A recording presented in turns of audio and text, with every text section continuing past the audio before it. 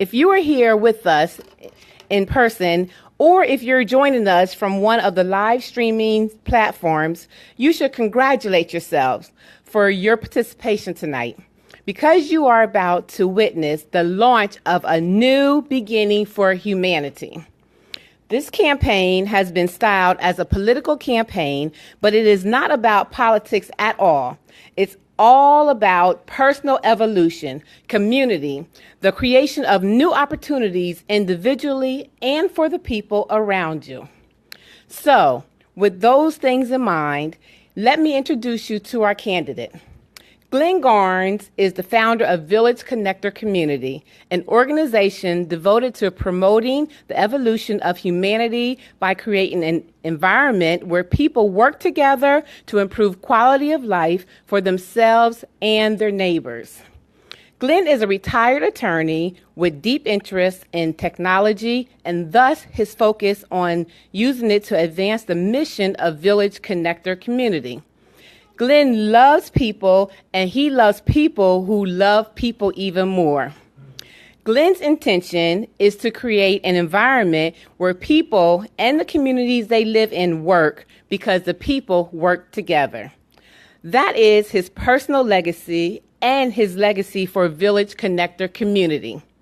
So please join me in welcoming Glenn Garnes, candidate for community servant in the Campaign for Humanity.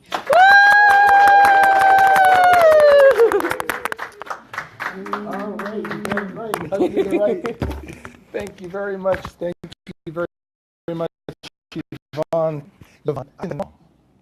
You prefer Yvonne. You should have said that the first 180,000 times I told you that.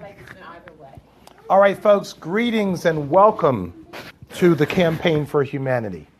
For those of you that are joining us online, I'm going to be looking primarily at the folks that are here in the studio, but not to ignore you.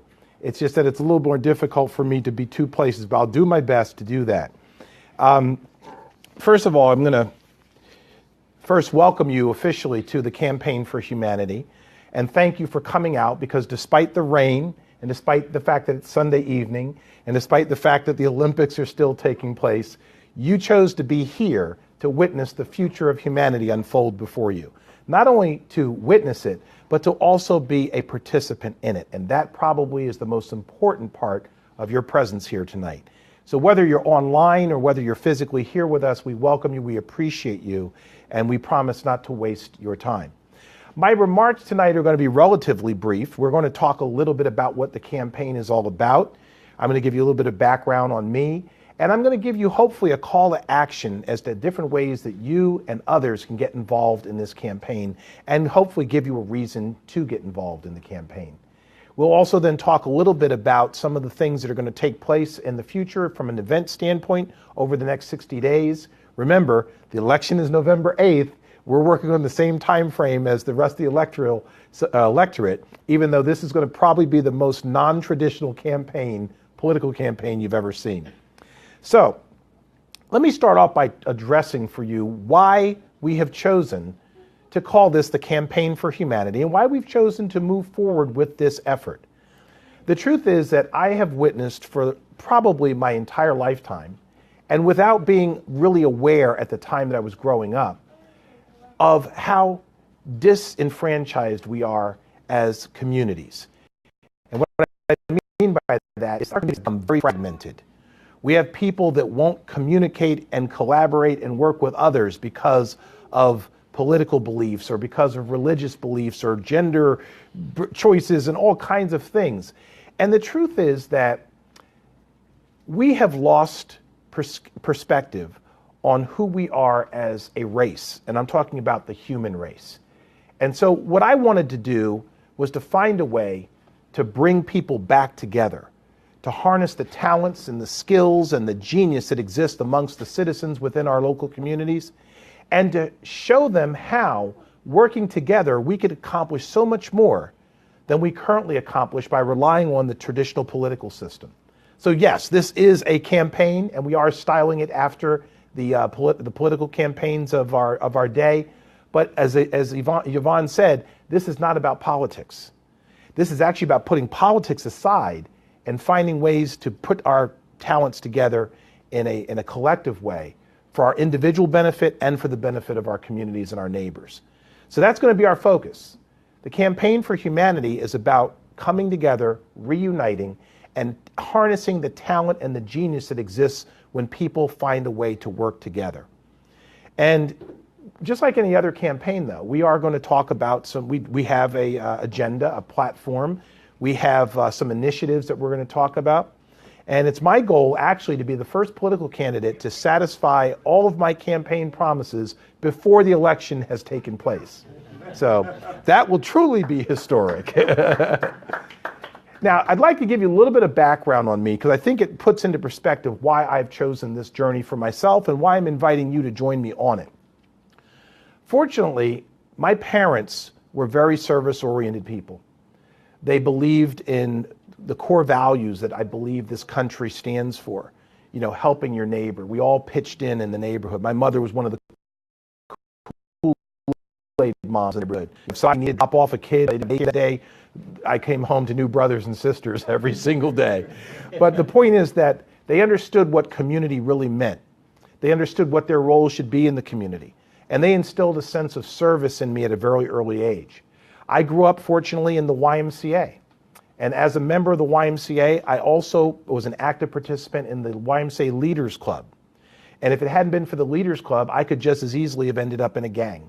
Fortunately, the Leaders Club put me in a position to channel my energy positively with other children my age, other middle school through high school children, who were learning all of the things that they needed to know to be leaders, future leaders. And I'll tell you right now that was the genesis of my understanding the power of working together. And I want everyone to know that we all have the opportunity to experience that. They all have the opportunity to be participants in that, even if you didn't have a YMCA with a Leaders Club. The point I'm trying to make is that this is not something I came up with just because there was nothing else to do. This has been something that's been part of me for as long as I can remember. And I'm finally getting an opportunity to express this in a way that's consistent with, my upbringing. And so I consider this to be a continuation of my own personal evolution, and I certainly hope that it becomes part of yours as well. Now, with that in mind, we're going to talk a little bit about this candidacy. This is a political campaign only in name, because it's going to be the most non-traditional campaign you've ever seen. Now, every political campaign, no political campaign would be complete without a political party. So our party is not the Democratic Party, it's not the Republican Party, it's not the Libertarian Party, it's not the Socialists or the Communists or any of those. It's the Humanity Party. And the Humanity Party is one that we can all be a part of regardless of what our political beliefs might be. In fact, I don't know anyone except for our friends on Mars who are not leading the Humanity Party. But we'll have to convert them at some point. I'll call them. And the office, yeah, you'll call them, I appreciate that. That's one of our precinct captains is going to be responsible for that. So expanding the voter base, right? So we're already on track. Now, the office that I'm running for is the office of community servant. And I'm going to come back to that later. You see, the wonderful thing about this particular campaign is that I actually don't need your vote to be elected, because a community servant doesn't need permission from others to be of service. You see, you can be of service at any moment in time, and you don't necessarily need to have someone say, I need your service. You can find ways to make a difference in your community without people even knowing that you're doing it. Now, it helps if you do let them know, but it helps if you let them know in a way where you harness the power and energy of their participation. So it's not a matter of you beating your chest about how great you are for helping. It's a matter of recruiting the right people to expand the level of help you're able to deliver. I've often heard it said, and said myself, that many hands make light work. If everyone does a little, no one has to do a lot. That's what community is all about. And that's what this campaign is about. Getting everybody to do the little bit that they're capable of doing. You see, we have been so disempowered by the notion that the little bit that we will be able to do won't make a difference. And so we don't end up putting in the little bit that we can do. What we don't sometimes recognize is that the neighbor sitting next to us, the neighbor in the house next to us, the person in the business next to us is having that same dialogue in their head that, well, what could I do? A little bit I could do wouldn't matter. But they don't realize that there's 50,000 other little bits out there waiting to be put together into one big bit. And that's really what we're talking about here when we talk about many hands making light work. So I want to encourage you to leave here tonight with a different mindset as it relates to the little bit you can do. Little bit you can do is a big deal. Let's make sure that we don't let that big deal slip through our fingers. So I'm running for community servant, and I am asking for your vote, but your vote is going to look a little different than what it would on election day. Your vote is going to be more about how you choose to involve yourself in this campaign on behalf of yourself individually and your community. You see, this election, this process is not about me running for community servant. It's about you choosing to be the community servant in your own community. I want to be a conduit by which you access resources that allow you to be the community servant, the center of influence in your own community. In other words, I want to support your candidacy the same way I'm asking you to support mine. And don't you dare shush those little kids up. We're lucky to have them here. Get those coloring books out and make as much noise as you want, because you are always welcome in the village. The village is what this is all about. You are what the village is all about. So, we're talking about the Campaign for Humanity. We're talking about the Humanity Party, of which everyone should be able to be a participant in, because we're not talking about politics. We're talking about caring for one another. That's what the Campaign for Humanity is all about. As I said earlier, I'm going to be the first politician to fulfill all my campaign promises before the election takes place. Imagine that. Imagine if we held an election based on whether the candidate actually fulfilled their promises before we had to cast a vote. Vote for me and I'll do this, this, and this. How many times have we heard that in the history of this country? How many times have campaign promises actually been fulfilled? I'll give you a minute to think about it, because that's about all it'll take. Now, like any other campaign, we do have campaign initiatives. We do have a platform. Our platform includes 3 areas that we're going to focus on, not 100. That's one of the reasons why nothing ever gets done, because people will promise everything and then give you nothing. I plan on 3 very important initiatives. First one is an education initiative. And when I talk about education, I want you to understand that these 3 initiatives, we actually had them in a different order when we set out to organize the campaign. And based on voter polling, we reprioritized them to meet what you told us you wanted. I'm not going to go through what the order was initially. Just understand that the order you're going to hear these in is the order that you chose based on the priorities that you had as citizens in your local community. So the first is the education initiative. Now, I'm not talking about academic education. We have plenty of academic institutions out here that are doing a fine job of filling our kids' heads with the facts that they need to hopefully be successful in life. The kind of education that I'm talking about is the self-education that we sometimes miss, because we have less opportunity with all of the things that have to be covered in school for kids to learn basic skills and principles, things like self-esteem, things about finding their genius and being able to develop it and to contribute that back to the community. Things like community service. I mean, we have community service as part of a mandate for graduation in most high schools. The problem with that is that people are doing it for the wrong reasons. Community service should be about volunteering your time because it enriches your community, not because it's necessary to graduation. That's my personal feeling. Now, with that in mind, personal development is very much an individual thing. So in this campaign, we're going to focus very much on helping you as an individual to become better at who you are and what you do, to discover your talents, to develop those talents so that you now become more valuable to yourself, and in the process, you become more valuable to your community. Think about this. This scenario is what our education initiative is all about. Think about how powerful it would be if everybody spent time with 3 skills that became valuable to them and therefore valuable to you because now you know someone that's got better skills, more talent, the ability to help more, to be valuable to yourself and valuable to each other. Imagine if we had an entire community, wherever it is that you live, that was making a commitment for that goal for themselves individually and to help other people in the community to achieve that goal. Imagine if an entire country of people was focused on learning every day. They made personal development a lifestyle, not just something you do one time. Imagine what could get accomplished if everyone made that a goal and put it into play by holding each other accountable to it. That's the power of community. And we are going to be able to do that through our education initiative.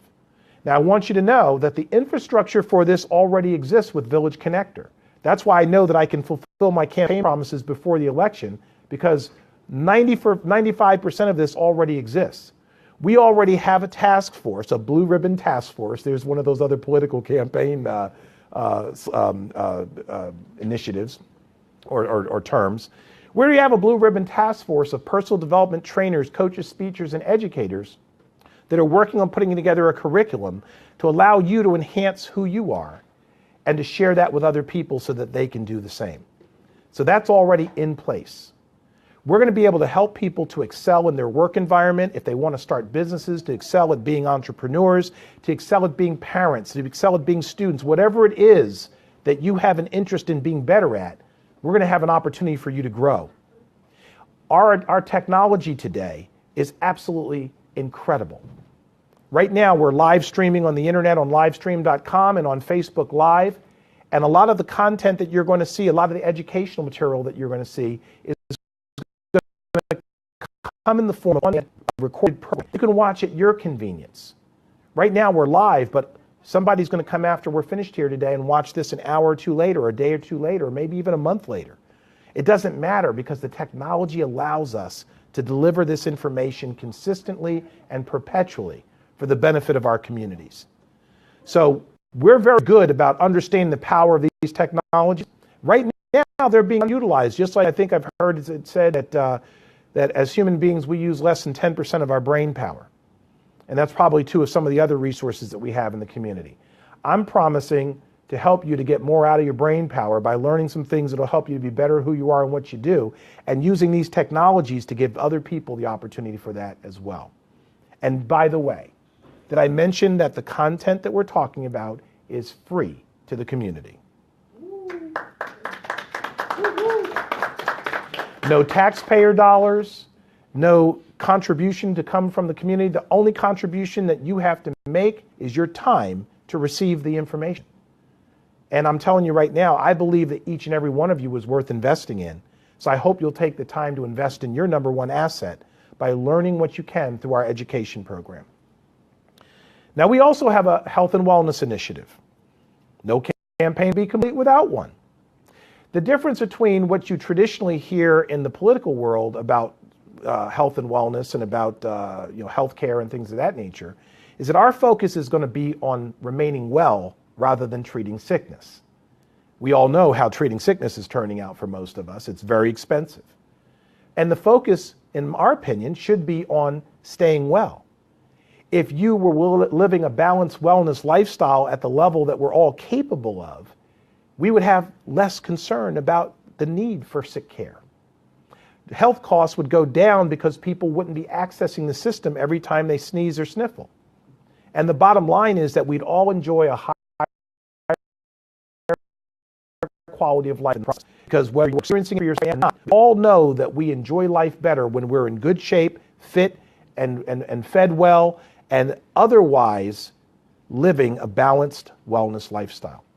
The problem is that we haven't figured out how to do that consistently. Wellness is one of the first things we allow to go by the wayside when life gets busy, when life starts happening around us.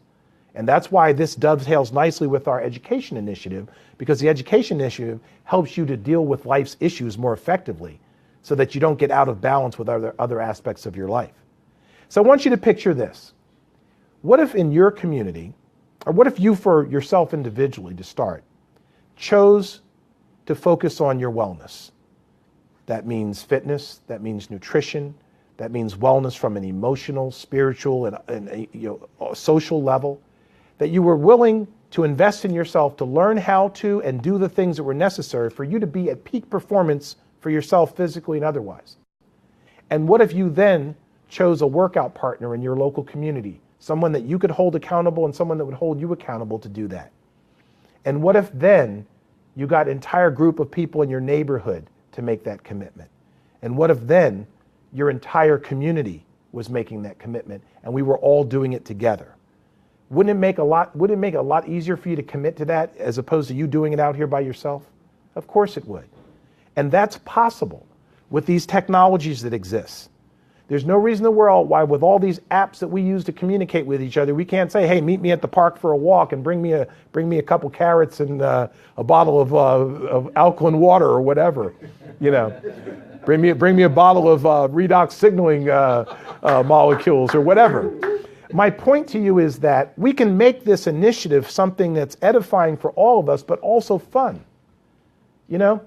We spend too much time sitting in front of computers. I see people walking around in the community right now playing Pokemon. If we can get out in the community and do that, why can't we get out and talk to each other? Yeah. Of course. Why can't we have a community watch that doubles as a wellness walk? Why can't we police our own communities by walking through the community, getting exercise together, spending time talking to each other, with each other, instead of on Facebook talking at each other with political rants and nonsense? That's where we are today. It's not where we have to stay. Right. I'm inviting you to change the dialogue by changing the channel. And the channel that you need to change to is Village Connector. This is where we have we have 2 TV studios and a radio studio that we use to give you an opportunity to change the channel to something that's going to make a difference in your life.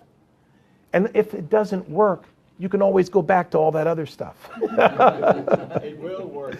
But it will work. It will work. It does work. It will work if you work and if we work. And we will work as long as we make the commitment to do it. And that's what it's about. It's about making a commitment to try something a little bit different. Every election cycle, we're talking about everybody wants change. But here's what's happening. People want to see things change, but they don't want to change. We have to be the ones to be willing to change first. Change yourself and change the results. Be the change you wish to see in the world. And then invite other people to join you. That's what the Campaign for Humanity is all about. Now, there probably hasn't been a politician in the history of politics that didn't have an economics initiative. Now, I'm not up here to tell you that I'm going to do anything to reduce the debt or any of that stuff. That's not my world. What I am telling you is that community economics is a very important part of our initiative. And community economics actually ends up being something that is important for a number of different reasons, not just economics in terms of money and cash flow, but because of the way that our community economics platform will be pursued and they unite the community. Let me give you an example of what I'm talking about when I talk about community economics. Unfortunately, our communities are often fragmented along consumer and business lines. We often have business owners who feel people are too cheap. They're always looking for deals. And we have people who don't shop with the business owners that are local to them because they know that people that own those businesses think they're too cheap and just looking for deals. The truth is that when we choose to shop outside our local communities, we're actually depriving not just our communities of opportunity, but ourselves of opportunity. And let me show you what I mean by that. You see, we don't realize that when we shop with Amazon and with eBay and a lot of e-commerce giants these days, those dollars that are actually leaving our local communities.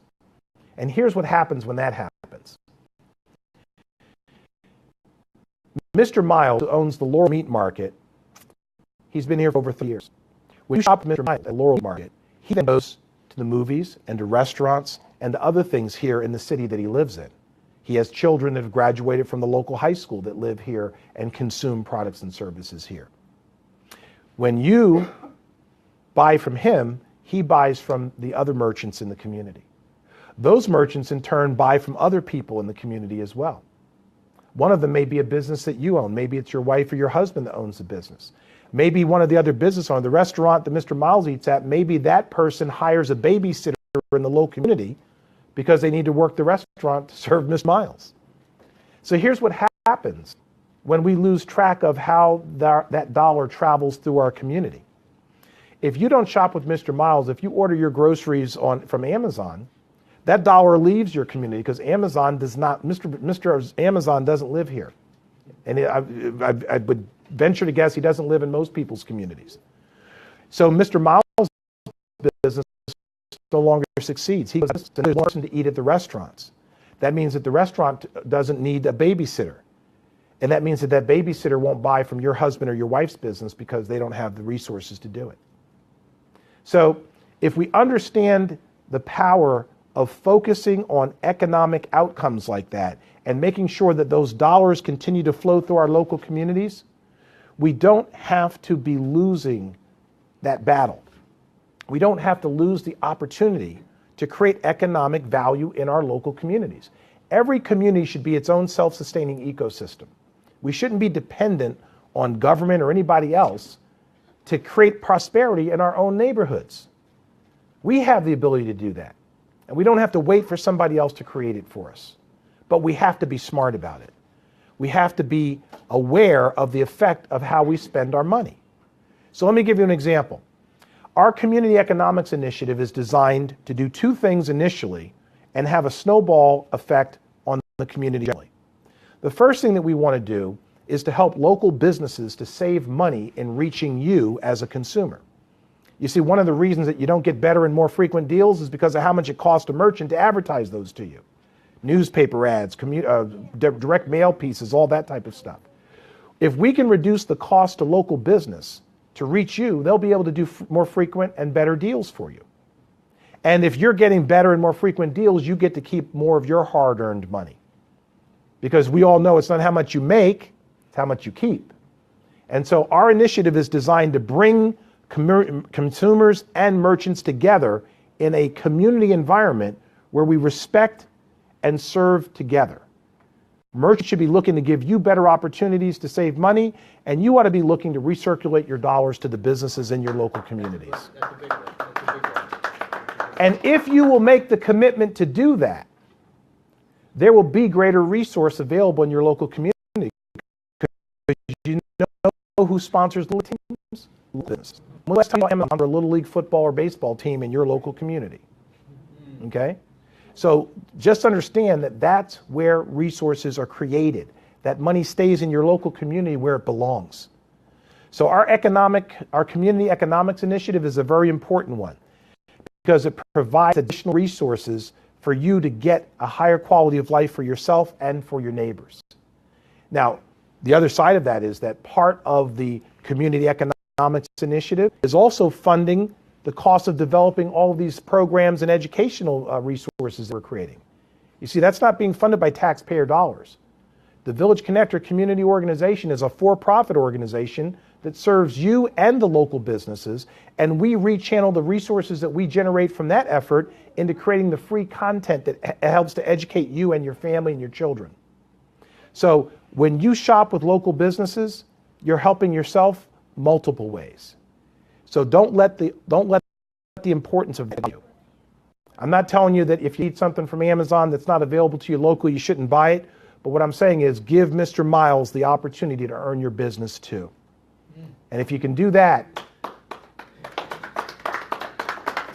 if we could all do that consistently, we would never have to worry about where the resources are to build playgrounds, where the resources are to support Little League teams, tutors and mentors for our young children. You know, they deserve that. And we can create that legacy for them with very little effort because many hands do make light work. And if everyone does a little, no one has to do a lot.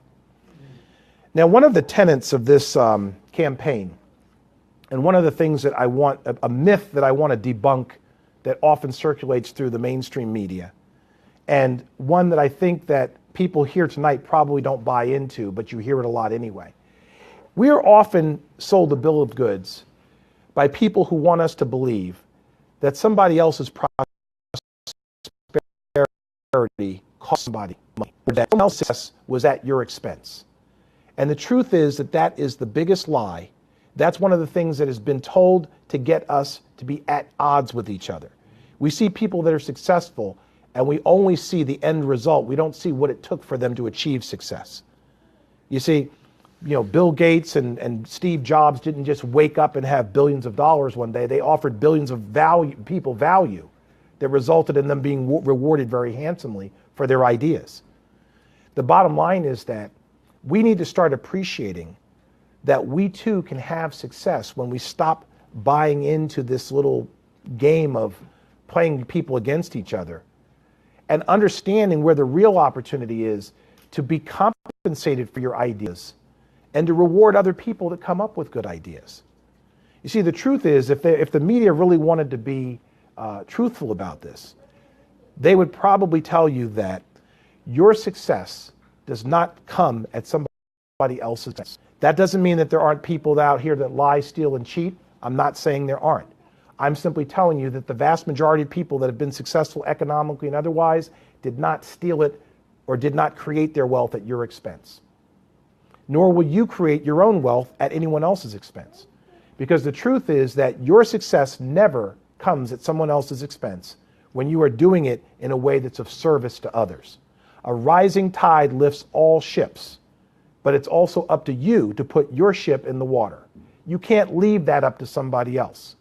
You've got to take the initiative to invest in yourself and then invest in your community by contributing your talents voluntarily without waiting for someone to tell you to do it.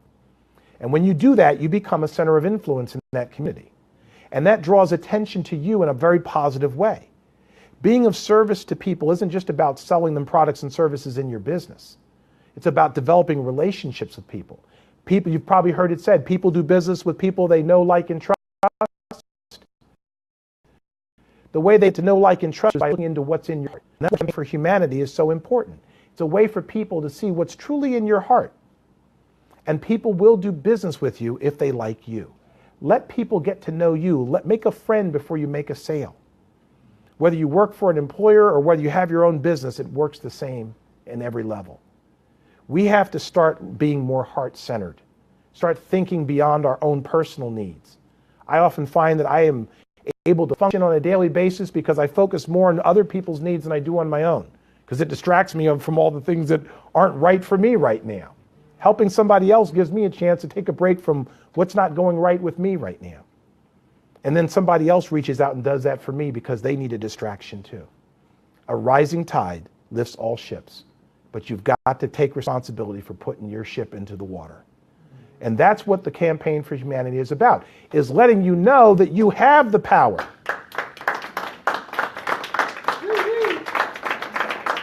You have the power to put your ship in the water.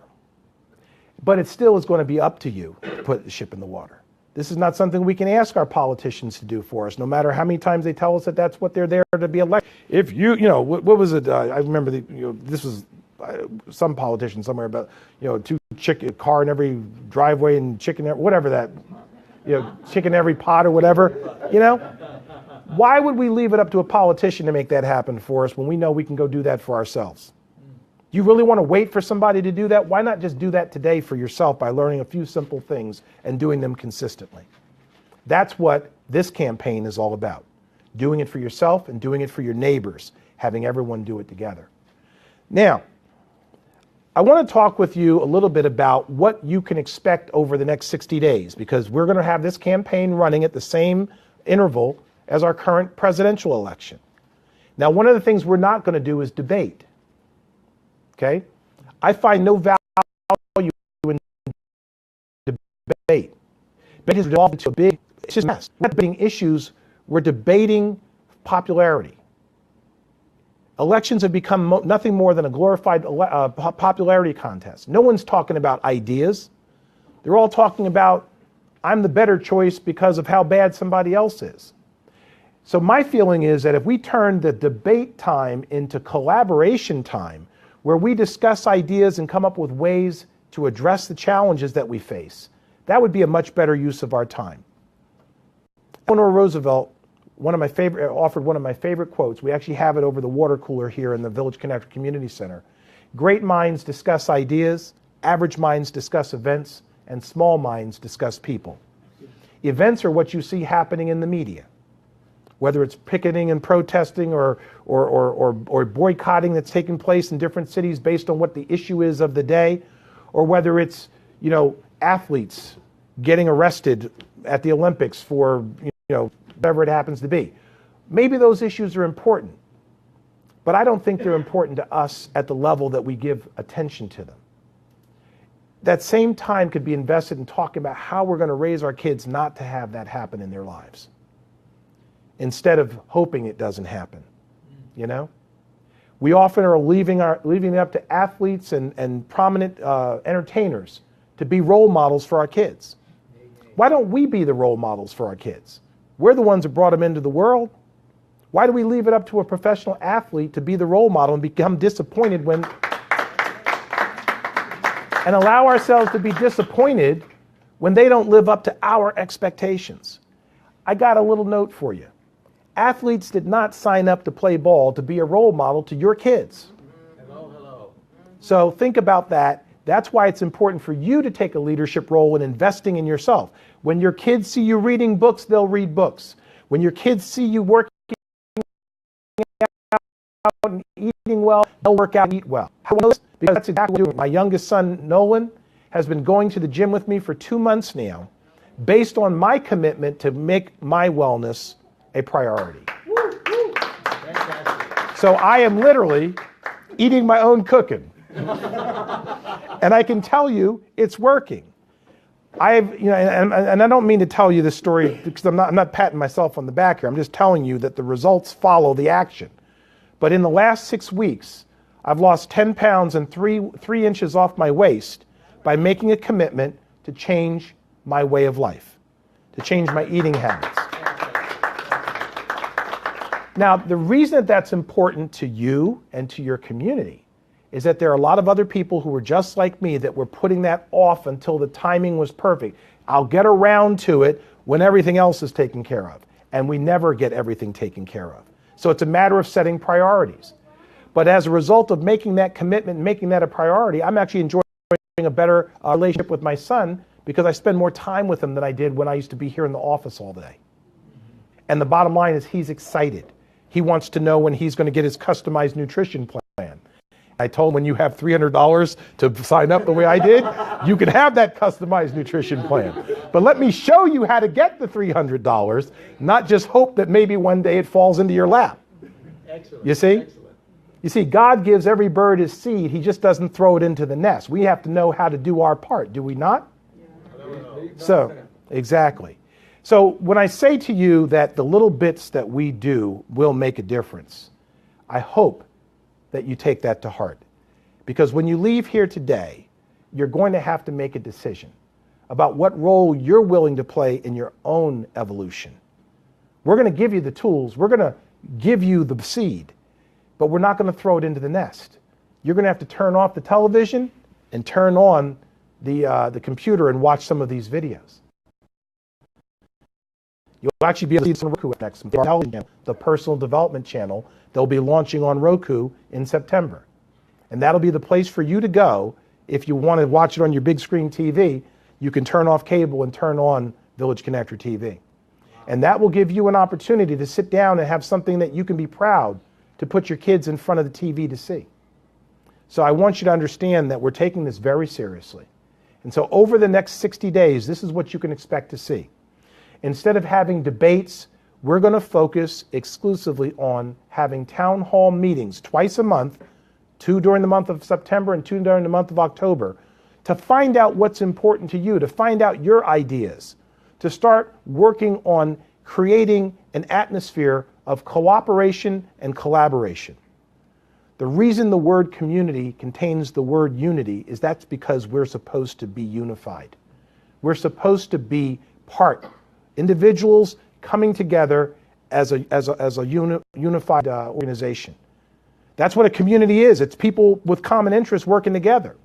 It's not just places where people congregate because they were houses for sale. We're supposed to do more than that.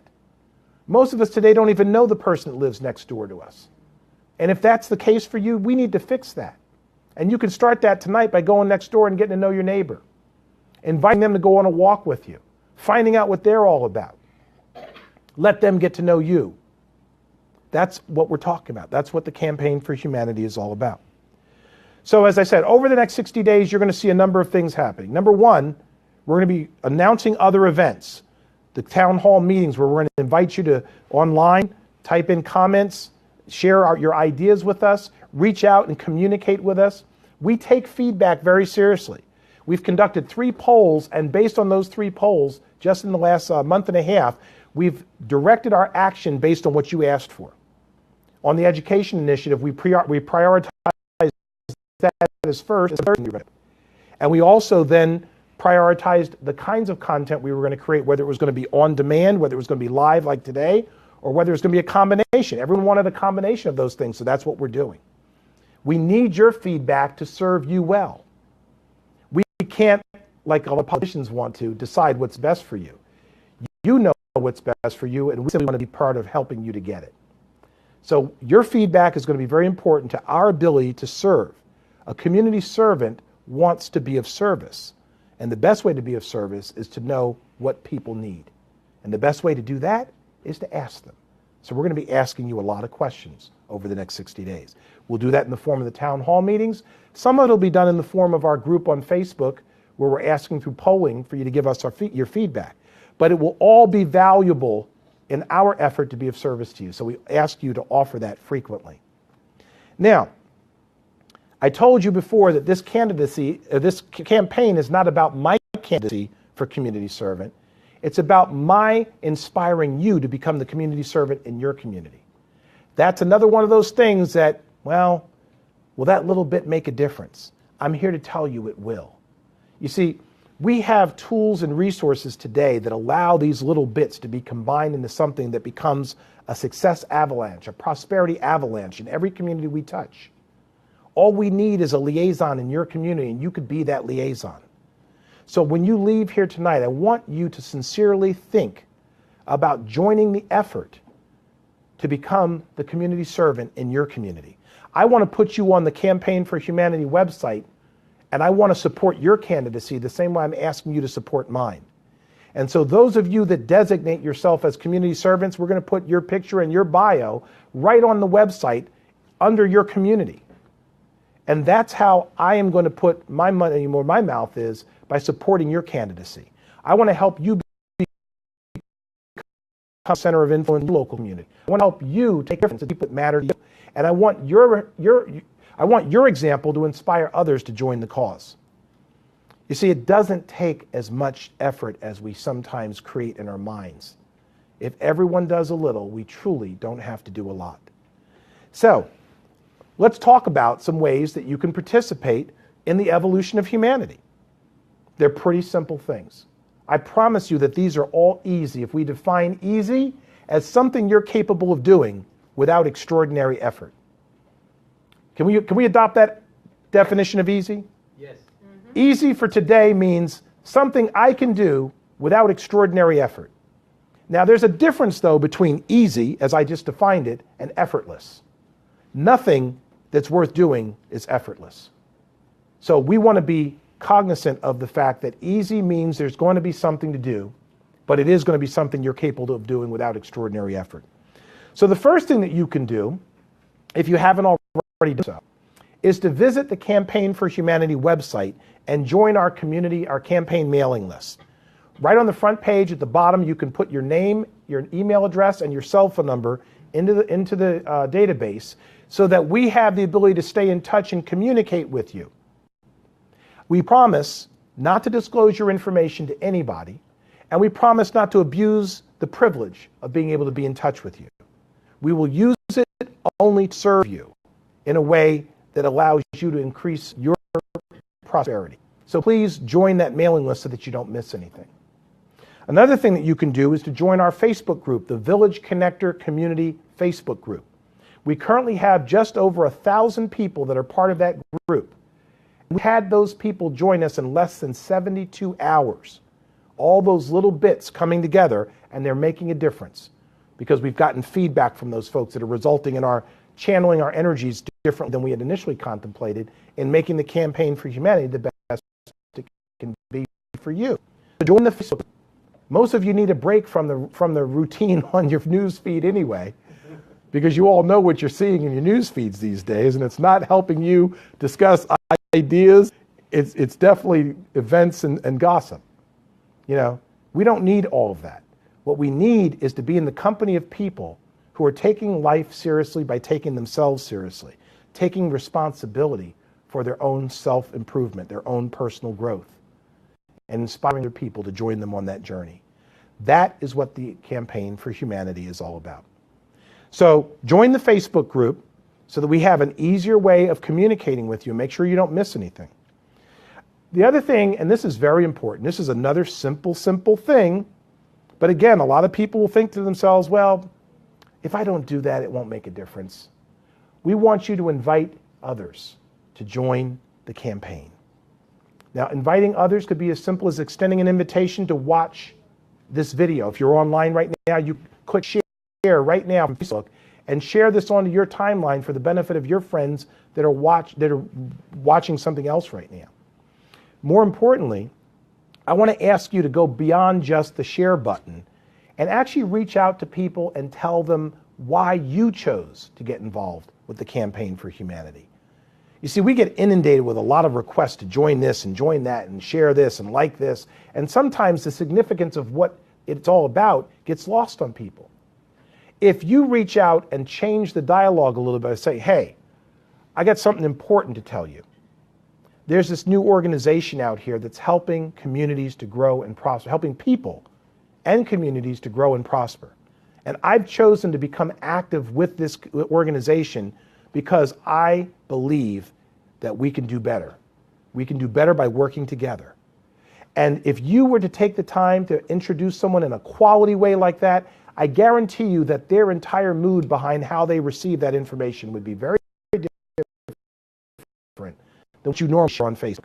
So extend a quality invitation to people who you think would be a good fit to join this effort. It might be your next workout partner. Who knows? Maybe they'll develop a few skills that will benefit you one day. Maybe one of them will learn CPR, and God forbid you should need it, but at least you know he knows it. You know? I got a CPR story. I won't tell it tonight. Well, someone has to remind me to talk about that at the first town hall meeting.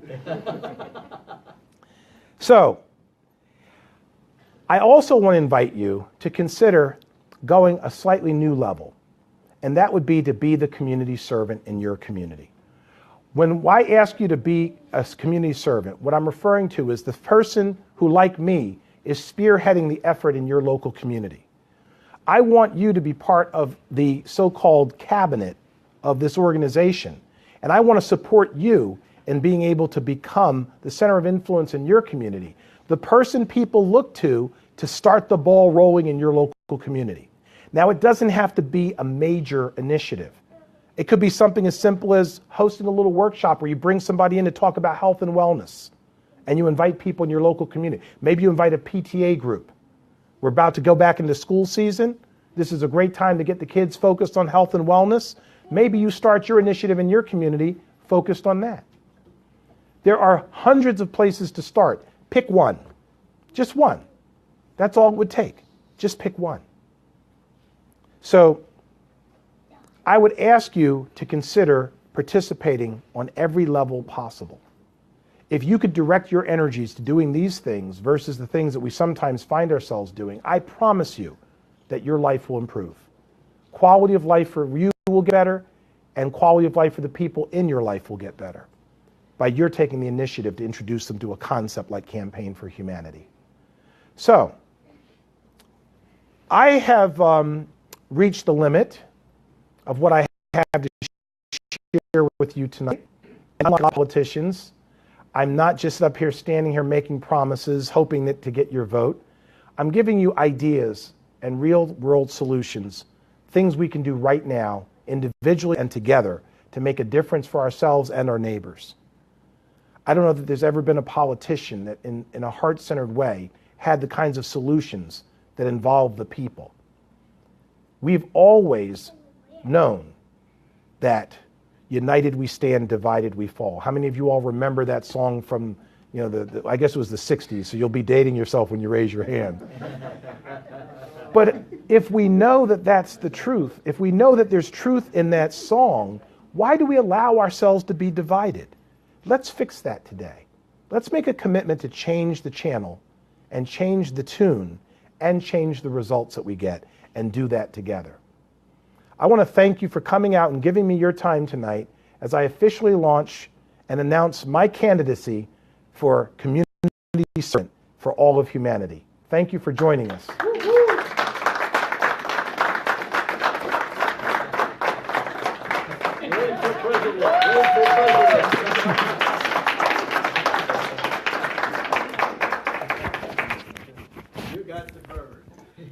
All right, let me untether myself here. Thank you for joining us on Facebook.